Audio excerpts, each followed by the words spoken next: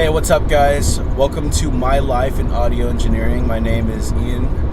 I am your host. I am your boy. I am the only person who's going to be talking during this podcast. First episode.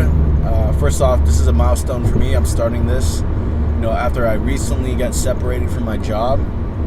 I decided to, go ahead and start this and talk about my experience as a production technician for a casino. Now, backstory on what a production technician is, according to them, is dealing with audio issues around the casino, as well as display issues around the casino, helping out with the bigger events, occasionally to do stage building, being a stagehand over there. Sometimes I'll be doing what equivalent is to like a L2, A2, and a V2 in the corporate audio world. That's what I did. I'm not going to tell you how much I got paid.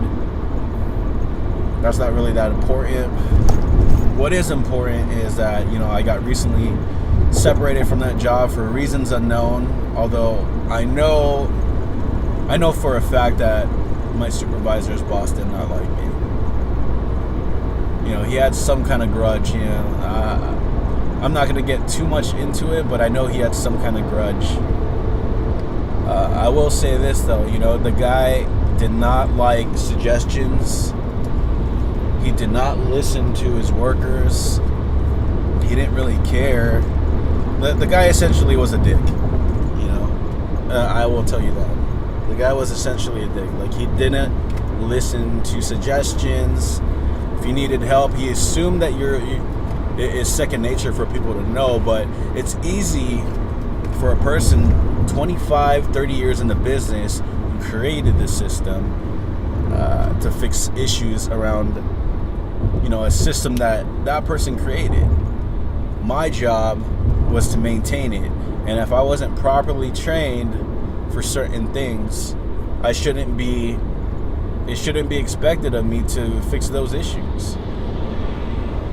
And some of the issues were pretty easy, I'm not gonna lie. Like anyone who is into video and audio would know certain these basic things, like signal flow.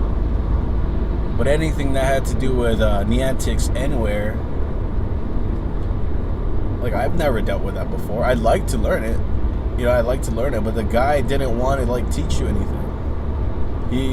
I don't know, maybe he was afraid that someone's going to take over his job. I don't know. Like, someone younger is going to take over his job. I'm sure it's not hard to learn. I guarantee it's not that hard to learn. But maybe he just wanted to stick.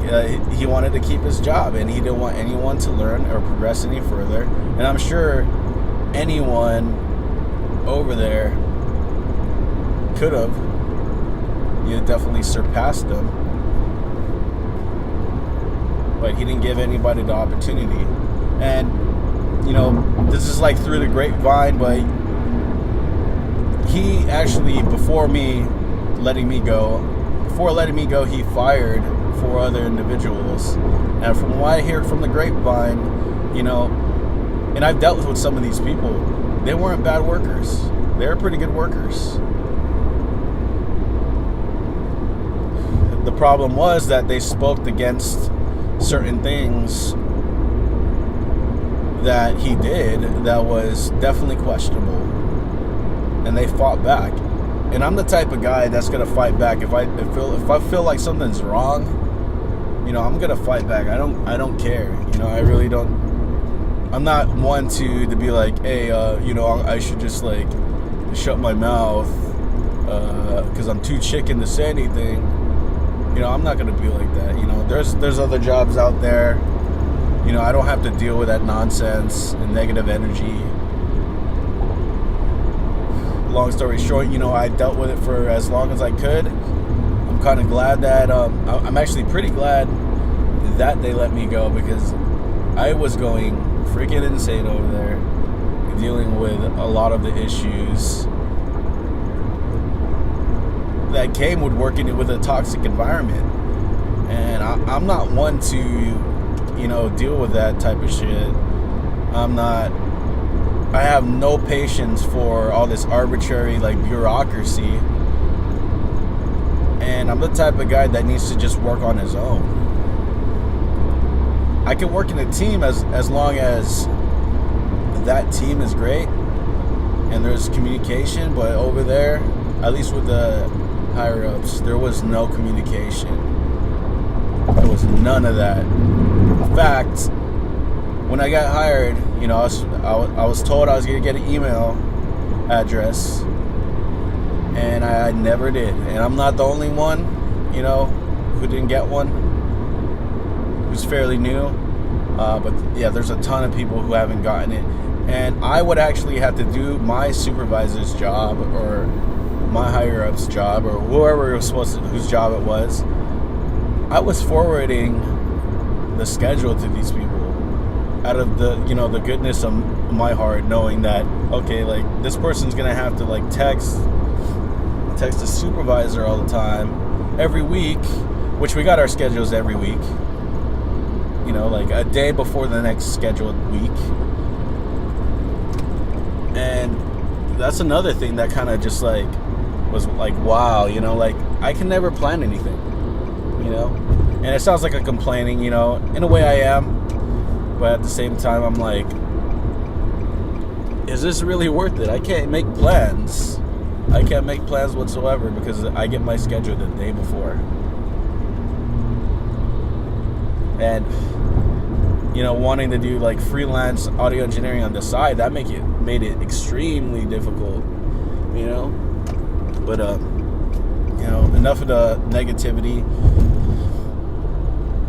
I think I already laid out why I got fired or terminated or whatever you want to call it, whatever tactful way you want to call it, I already laid that out, and I'm ready to start my next chapter in life. Right now, I am currently looking for new jobs and all that, and creating content. I just bought, check this out. Prior to that, I just financed an iPad Pro, the newest model, and I'm not too worried about paying it off, but this setback of being terminated from my job, it's gonna make things a little more difficult. But you know what? Having this sort of fire lit on my ass, I'm definitely gonna pursue things more quickly. I'm gonna try to look for things, opportunities, and be more creative in how I make money and do all that, and this is definitely gonna force me to think outside the box as far as making income and using my talents to make the income. Not to sorry, I'm driving right now. I don't want to speak too much about what I have, because it's gonna sound like I'm bragging when I'm not.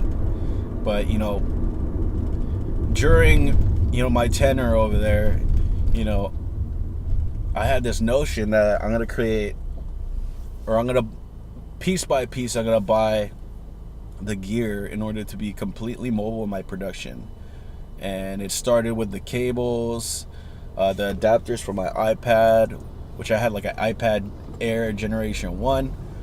I bought the little adapter for that in order to plug all my devices into it. I started investing my money into the software, Maschine, because first and foremost, I want to make music. That's what I want to do. I want to make music. I want to sell my beats. I want to sell sound libraries at some point. I'm still trying to figure that stuff out and how to do it. But all in all, during my tenure at that job, I was piece by piece trying to figure things out on how to be mobile in my content creation, whether it's music, video, or anything like that. And I figured it out. Unfortunately, I got laid off during my time of figuring that out. But now I have more enough freedom and more than enough time to just try more things, and I'm getting hit up by this YouTuber that I actually met at my job, who wants me to work on her channel. And this girl, she has like 1 million views on her best video. I can't really do it justice by explaining what kind of channel she has, but it basically entails having visuals to go with music, and those particular visuals help with the mentally handicapped, or mentally challenged, should I say. And I think that's a noble thing to do, is make content centered around helping people out. And ultimately that kind of sparked the interest in making this podcast and just trying out different things. Like, I listen to podcasts, I listen to audiobooks, and I genuinely want to help people out, as far as like if they're struggling with what they want to do, where they should go next, because I'm on that struggle too. It's not like I had everything like laid out on the fucking platter. I'm fucking struggling, man. But you know what? The struggle makes you hard. It makes you good. It makes you into the person, like a much stronger person than if everything was easy for me. What the hell am I going to be learning? I'm not going to be learning anything. So I'm fortunate to be going through all these struggles, and I know eventually it's going to turn into something great. And if you're a listener out there and you feel the same, it's going to work out for you. Just keep going, keep trucking along, keep doing your thing, keep honing your craft, and eventually you're going to catch that big break. Just keep doing it, whether you're into music, video photography,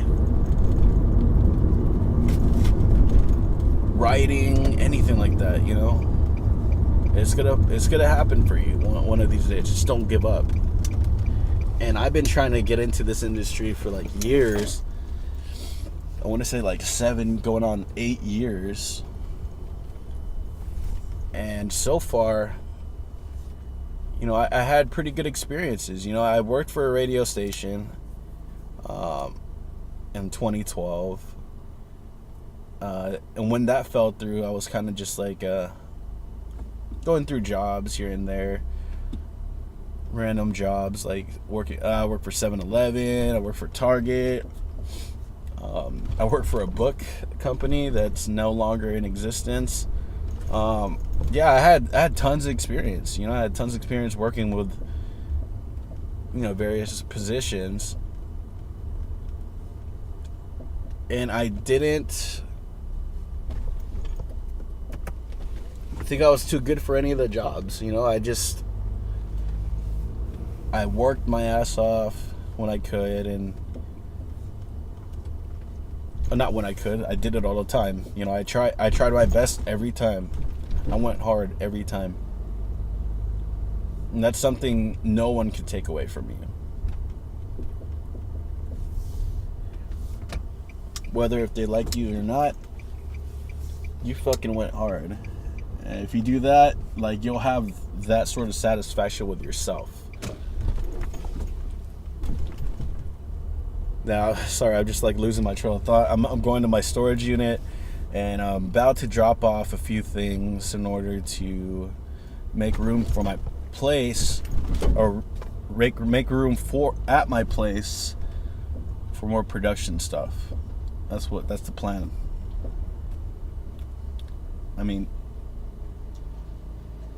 Sorry, I'm just waiting for this truck to pass. But I'm trying to make more room for production stuff. And my place is actually full of video games that I accrued, because I'm a huge like video game collector. And at one point, you know, I was selling video games for my eBay store, which I ran as a business last year, which I'm probably not going to be doing this year. I'm going to probably be focusing more on my creative endeavors and starting a new media company. I'm going to be doing that.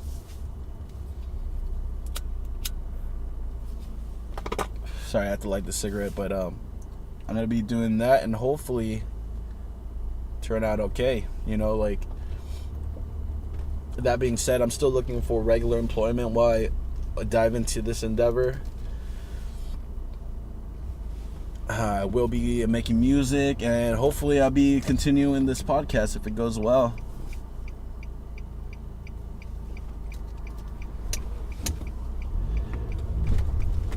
And now just thinking about what I said earlier, you know, it sounds like I'm rambling. You know, I'm trying to think of what point I'm trying to make. I guess the point is, you know, like, life goes on after you leave a job. You know, it's not really that important.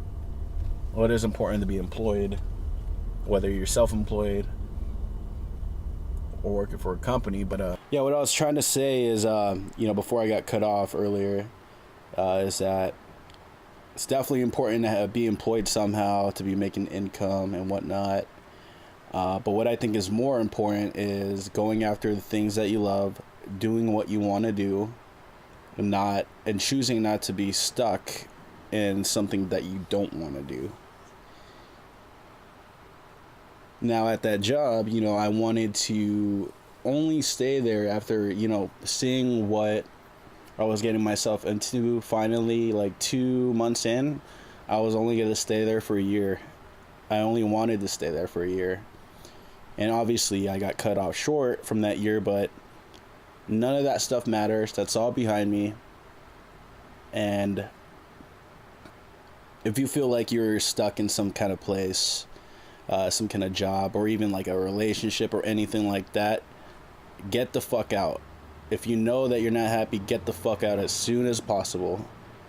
And trust me, you'll be a lot more happier. Trust. Alright, that's all I got for you guys. Till next episode, have a good one. Later.